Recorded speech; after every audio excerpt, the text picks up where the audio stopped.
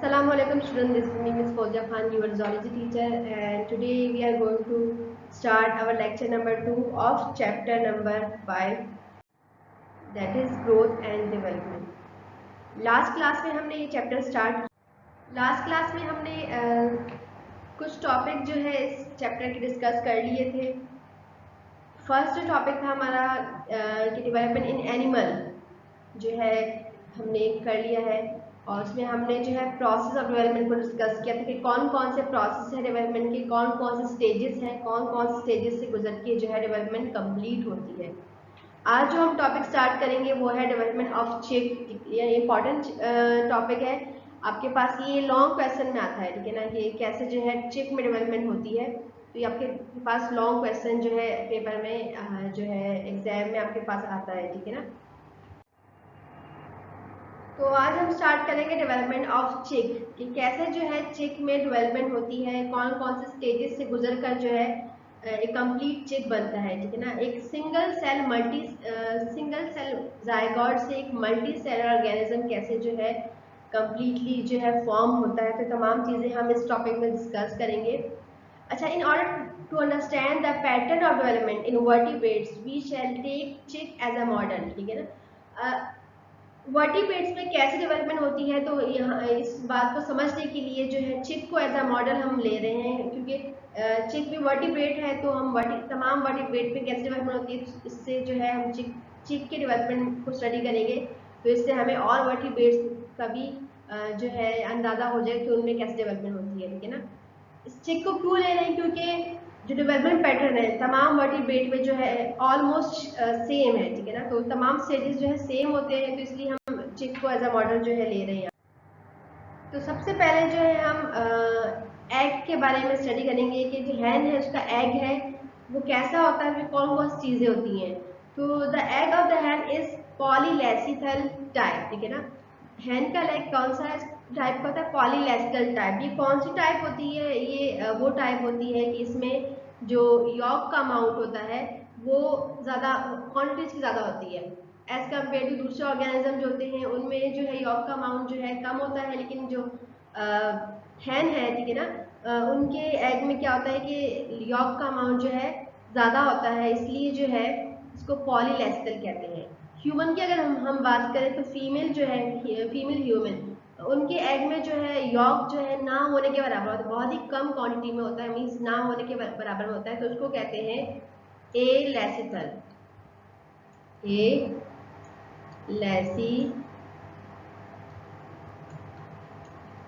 एलेसिथल, क्योंकि उनमें जो है बहुत ही कम क्वांटिटी में जो है यॉक होता है, लेकिन हैन के जो एग है उसमें यॉक का अमाउंट ज़्यादा होता है, इसलिए इसको क्या कहते हैं, पॉलीलेसिथल। It is released from the ovary as secondary oocyte with a diameter of about 3 centimeter. अच्छा, ये जो एग है रिलीज होती है किससे, ओवरी से, ठीक है ना, एज सेकेंडरी oocyte। आपने हमेशा ये पढ़ा होगा कि ये सुना होगा कि ओवरी से जो है ओवम रिलीज होता है, लेकिन पहले जो है क्या होता है कि ओवरी से जो है कुछ सेल रिलीज होते हैं। मीन्स आप नेक्स्ट चैप्टर में, आपका जो चैप्टर है आपका रिप्रोडक्शन, उसमें आप स्टडी करेंगे कि कैसे जो है ओवम जो है फॉर्म होता है या ओवम जो है मेच्योर होता है, ठीक है ना। तो फीमेल बॉडी में कुछ सेल होते हैं जिसको बोलते हैं oogenesis, ठीक है ना। जब oogenesis में डिवीजन होती है तो क्या होता है कि इससे जो है एक सेकेंडरी oocyte बनता है और एक जो है पॉलर बॉडी बनती है। पॉलर बॉडी जो होती है वो किसी काम की नहीं होती, उनको जो है बॉडी से रिमूव होना होता है, एक तरह का वेस्टेज जो होता है, ठीक है ना।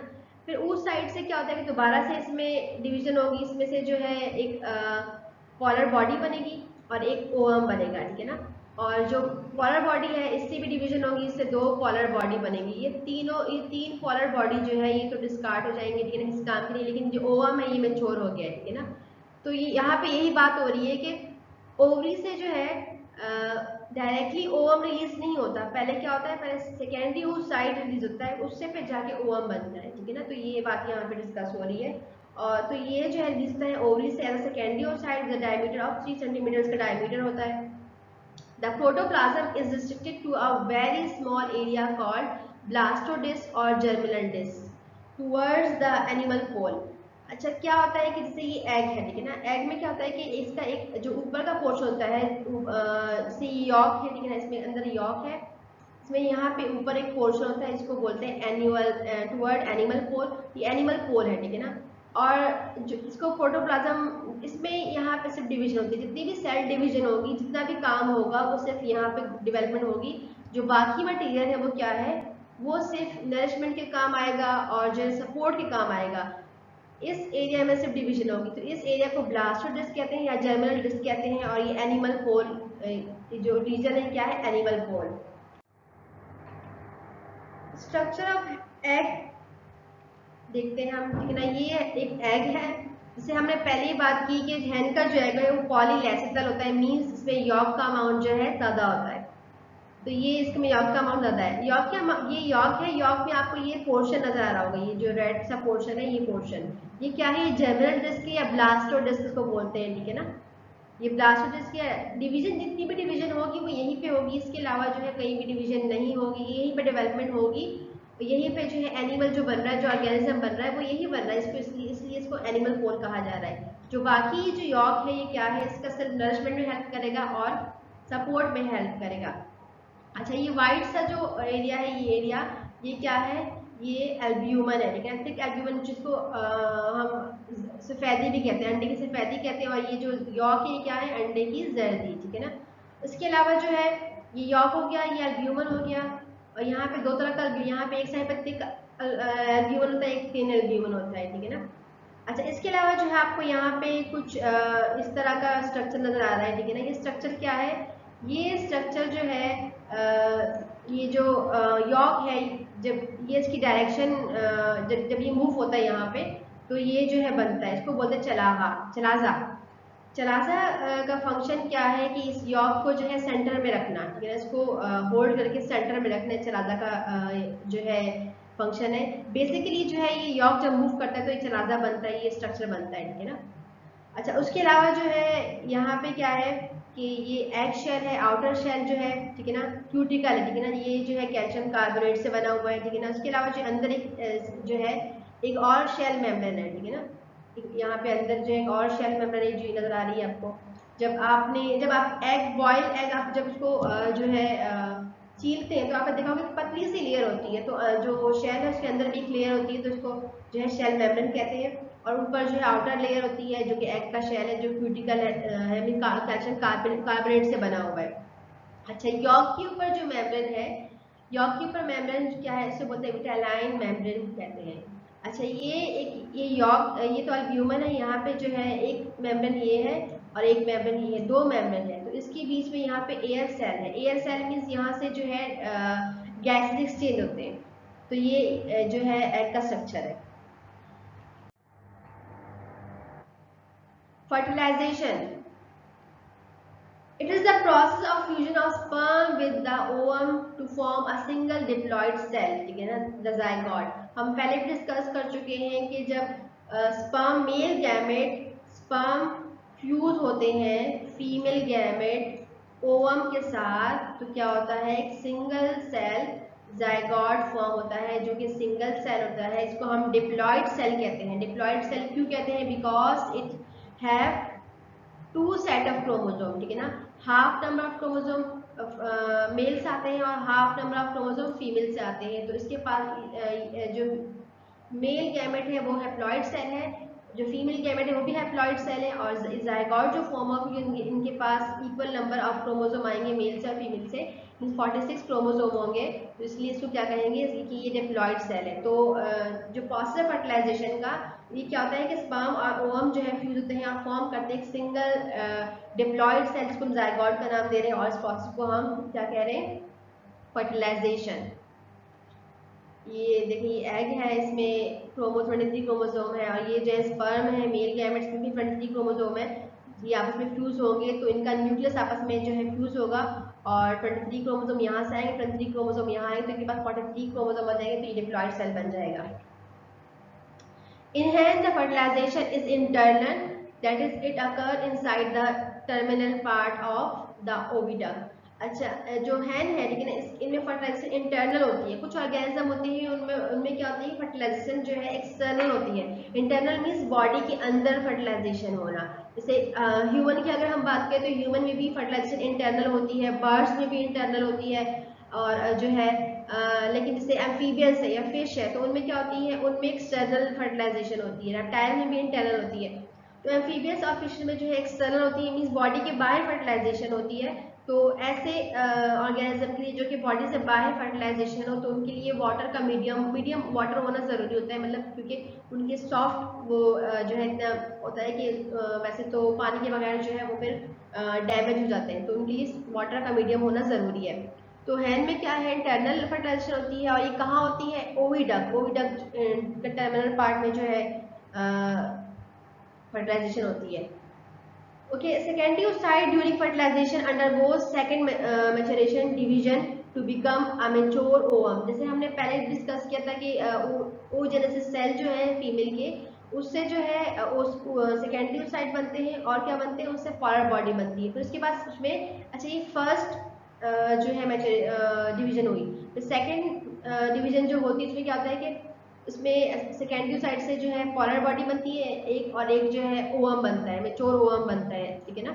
और जो पोलर बॉडी दूसरी पोलर बॉडी है उससे जो है पोलर बॉडी ही होती है, जो कि हम कह रहे हैं कि किसी काम की नहीं होती, उनको जो है डिस्चार्ज होना होता है बॉडी से। It release two polar body which degenerate later on. वही बात हो रही कि इससे दो पोलर बॉडी रिलीज होती है जो कि बाद में डीजेनरेट हो जाती है। The fertilized ovum during its way through the oviduct। जो fertilized ovum है, ठीक है ना, मीन्स फर्टिलाइजेशन हो गई, ओवम जो है रेडी हो गया, ठीक है ना। अब क्या करता है, जब मूव करता है ओविडक्ट डक की तरफ तो उसमें क्या होता है कि जो यॉक है विटेलाइन मेम्ब्रेन, उसके ऊपर जैसे हमने कहा था कि विटेलाइन मेम्ब्रेन होती है, उसके बाद उसके ऊपर क्या होती है कि एल्ब्यूमिन की कवरिंग बनना स्टार्ट हो जाती है। एल्ब्यूमिन मीन्स वाइटिश, जो वो वाइटिश लिक्विड जो था इसको हम सफेदी कहते हैं। फिर क्या होता है कि एल्ब्यूमिन के बाहर क्या होता है कि दो शेल मेम्ब्रेन होते हैं, ठीक है ना, जो कि क्या होते हैं, जो कि हार्ड होते हैं, प्रोटीन कैल्शियम कार्बोनेट से बने होते हैं। जैसे कि पहले ये कवरिंग होती है, दूसरी कवरिंग होती है, यहाँ एल्ब्यूमिन होता है और इसके बीच में क्या होता है, यॉक होता है। ये इसके बीच में यॉक होता है। यॉक के बाहर क्या जो मेम्ब्रेन होता है उसको बोलते हैं हम विटेलाइन मेम्ब्रेन, ठीक है ना। तो यहाँ यॉक बनना स्टार्ट होता है, उसके बाद जो है शेल बनता है, ठीक है ना। दो शेल होते हैं, ठीक है ना, एक इनर शेल होता है, एक आउटर शेल होता है, जो कि हार्ड होते हैं, ठीक है ना, और कैल्शियम कार्बोनेट से बने होते हैं और प्रोटीन से। The fertilized egg is laid 24 hours after the fertilization। अच्छा, जब फर्टिलाइजेशन हो गई, ठीक है ना, वो फर्टिलाइज ओवम बन गया, ठीक है ना, तो फर्टिलाइज एग जो है कितने 20 उसके 24 आवर्स के बाद जो है वो हैन जो है लेड आउट करेगी, ठीक है ना। तो ये टाइम अपने याद रखना है कि जब फर्टिलाइज एग जब फर्टिलाइजेशन उसमें हो जाती है तो उसके बाद 24 आवर्स के बाद जो है वो हैन जो है लेड आउट जो है कर लेगा, बॉडी से बाहर रिलीज कर देगी, ठीक है ना। और उससे पहले जो फर्टिलाइजेशन होगी वो जो प्रोसेस होगा वो क्या होगा, बॉडी के अंदर होगा, लेकिन उसके बाद जो का प्रोसेस होगा मीन्स वो जो चिक का कंप्लीट बनना वो जो है क्या होगा, वो जब बॉडी से एग रिलीज हो जाएगा तो बॉडी के बाहर काम तमाम काम होगा। ये जो यॉक फर्टिलाइजेशन हो गई, ये वाइट से नजर आ रहा है, मीन्स फर्टिलाइज एग है, ठीक है ना। अब जैसे ही फर्टिलाइजेशन हो जाती है तो ये एग हैन जो है इस एग को रिलीज कर देगी बॉडी के बाहर अपने, और उसके बाद जितना भी प्रोसेस है वो कब होगा, वो बॉडी के बाहर होगा। अब जब हैन जो है रिलीज कर लेती है एग को बॉडी से बाहर, तो उसके बाद जो होता है इंक्यूबेशन पीरियड होता है, ठीक है ना। तो फर्दर जो प्रोसेस डेवलपमेंट का वो क्या होता है कि जो कि फर्टिलाइज एग के लिए जो है कि फर्टिलाइज एग को जो है इंक्यूबेशन में रखा जाए, मीन्स उसको जो है 36 टू 38 सेंटीग्रेड जो है उसको जो है टेम्परेचर होना चाहिए। ये उनका एक इंक्यूबेशन पीरियड होता है, इतनी जो है उसको जो है टेम्परेचर मिलना चाहिए फर्टिलाइज एग को। या तो ये नेचुरली मिल जाता है, मीन्स जो मदर है ना, लेकिन वो प्रोवाइड करती है, या फिर जो है आर्टिफिशियल जो है इंक्यूबेटर में भी जो है इसको जो है टेम्परेचर प्रोवाइड किया जा सकता है। जैसे मोस्टली होता है जो से गांव देहात में क्या होता है कि वहाँ पे तो, या फिर जो है घर वगैरह में जो करते हैं इसको इंक्यूबेट करते हैं, तो मदर जो है ना वही जो है टेम्परेचर प्रोवाइड करती है, लेकिन जो इसके अलावा जो पॉटी फॉर्म वगैरह में वहाँ पे क्या होता है, इंक्यूबेटर होता है, वो जो है टेम्परेचर प्रोवाइड करता है। लेकिन टेम्परेचर कितना होता है, 37 सेंटीग्रेड टू 38 सेंटीग्रेड होता है, जिसमें ये इंक्यूबेशन पीरियड होता है। लेकिन इसमें जो है आप रख के जो है जो फर्दर डेवलपमेंट है hen के एग में, वो फर्दर डेवलपमेंट जो है इंक्यूबेशन पीरियड में होती है। At this temperature, the complete development of chick and finally its hatches take place in 20 to 21 days. अच्छा, ये टेम्परेचर है, इसमें कंप्लीट डेवलपमेंट जो है चिक की होती है, और फाइनली जो ये हैच होता है कितने, इसमें 20 to 21 डेज लगते हैं। Means after incubation 20 to 21 days incubation रखने के बाद, चाहे वो नेचुरली मदर हैन दे या फिर आर्टिफिशियली जो इंक्यूबेटर दे, उसके बाद क्या होता है कि जो है कंप्लीट चिक की डेवलपमेंट हो जाती है, और हैंस जो है वो एग जो है हैच हो जाता है, और उससे जो है चिक जो है बाहर आ जाते हैं। तो ये तो एक स्टार्टिंग का इंट्रोडक्शन था। अब कैसे जो है डेवलपमेंट ऑफ चिक हम पढ़ेंगे कि उसमें कौन कौन से स्टेजेस हैं और कौन कौन स्टेजेस में क्या क्या होता है, ठीक है ना। ये तो एक इन्फॉर्मेशन थी, इंट्रोडक्शन था। अब जो है हम इसके स्टेजेस डिस्कस करेंगे कि कौन कौन से स्टेजेस हैं और किस स्टेज में क्या हो रहा है। तो फर्स्ट, जैसे पहले हम डिस्कस कर चुके हैं कि मोस्टली जो स्टेजेस जो होते हैं वो सब में सिमिलर ही होते हैं। इसमें भी सेम वैसी ही स्टेजेस हैं कि पहले गैमेट फॉर्मेशन होगी, देन जो है फर्टिलाइजेशन होगी, उसके बाद क्लीवेज फॉर्म होगा, मींस डिवीजन होगी, फिर गैस्ट्रेशन होगी, देन ऑर्गेनाइजेसिस होगा, और फिर होगा ग्रोथ। तो ये जो है स्टेजेस जो है इसमें भी डेवलपमेंट ऑफ चिक में भी सेम यही स्टेजेस रहेंगे, जो वन बाय वन जो है हम डिस्कस करेंगे। सबसे पहले क्या हुआ कि गैमेट फॉर्मेशन हुई, मेल फीमेल में गैमेट फॉर्मेशन, फिर फ्यूजन हुई, फ्यूजन के बाद फर्टिलाइजेशन होगी। फर्टिलाइजेशन के बाद क्या होगा, जो फर्स्ट स्टेज है वो क्या है, क्लीवेज। What is cleavage?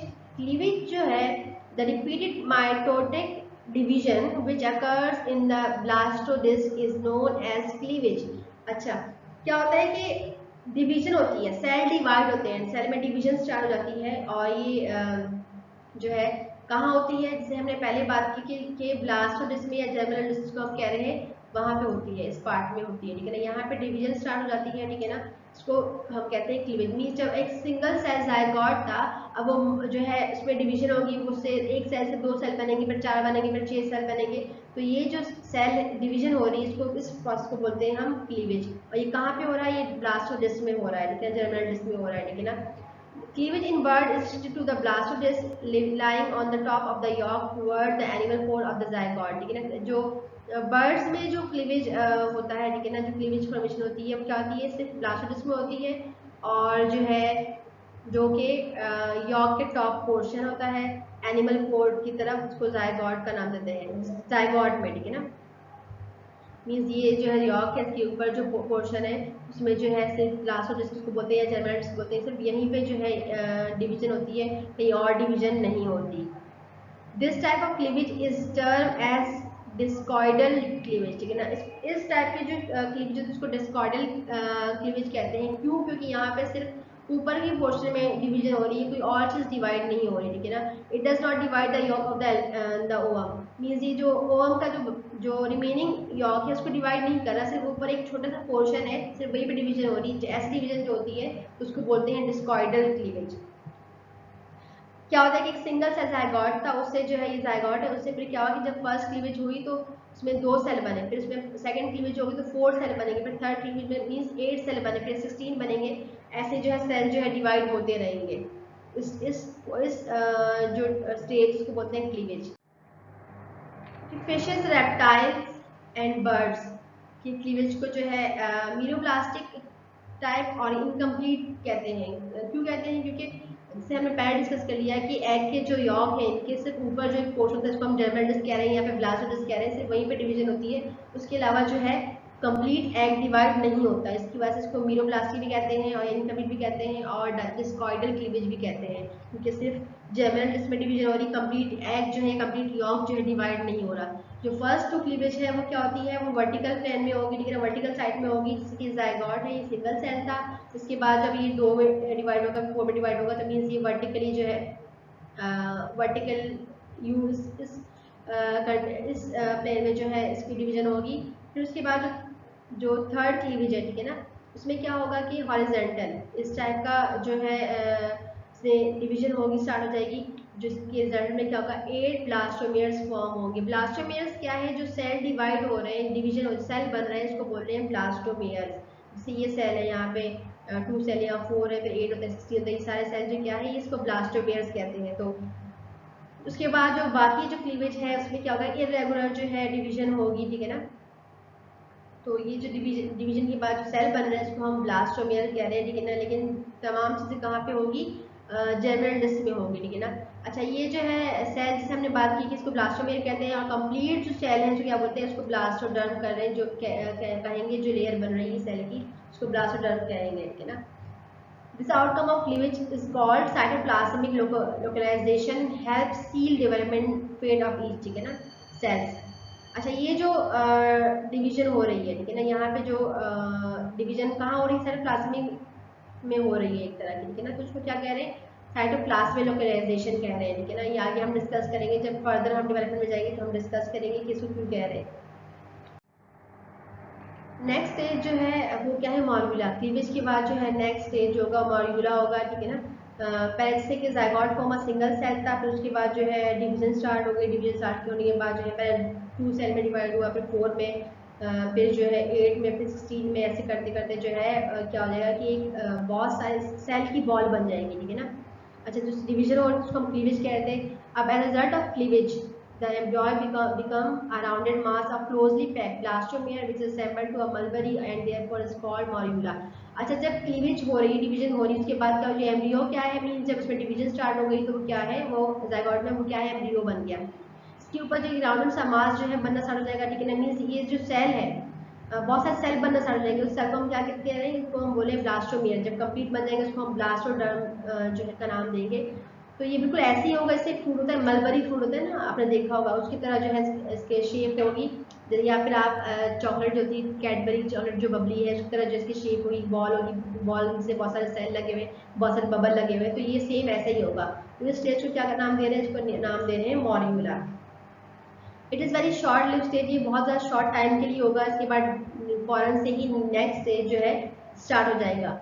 यहाँ पे बात करें जाइगोट है, सिंगल सेल है, डिवीजन स्टार्ट हुई, फिर पहले 4 सेल, फिर 2 सेल, 4 सेल, 8 सेल, ऐसे डिवीजन होती है। एक टाइम ऐसा आएगा कि जो है ये जो है ऐसी बॉल बन जाएगी, इसको हम बोल रहे हैं मॉर्गुला। फिर उसके बाद क्या होता है कि नेक्स्ट सेल में क्या होगा, 2 लेयर्स बनना स्टार्ट हो जाएगी, जो सेल है अपने आप को अरेंज करना स्टार्ट हो जाएंगे। स्टेज में बोलेंगे ब्लास्टुला। ये जो स्टेज होती है इस पर जो है फैन जो है अपना एग को रिलीज करती है बॉडी से। उसके बाद का जितना भी प्रोसेस होता है वो बॉडी के बाहर होता है। इससे पहले जो है बॉडी के अंदर जो है डेवलपमेंट होती है, उसके बाद जो है बॉडी इंक्यूबेशन पीरियड में जो है डेवलपमेंट होती है। तो आज के लिए इतना ही। इंशाल्लाह इस टॉपिक को हम नेक्स्ट क्लास में जो है कंटिन्यू करेंगे। नेक्स्ट क्लास में जो है हम इसका फर्दर डेवलपमेंट प्रोसेस पढ़ेंगे, कैसे जो है डेवलपमेंट कंप्लीट हो रही है, मॉड्यूलर के बाद कौन सा स्टेज स्टार्ट होगा और स्टेज में क्या होगा, इसको हम नेक्स्ट क्लास में जो है इंशाल्लाह कंटिन्यू करेंगे। तो तब तक के लिए अल्लाह हाफिज़।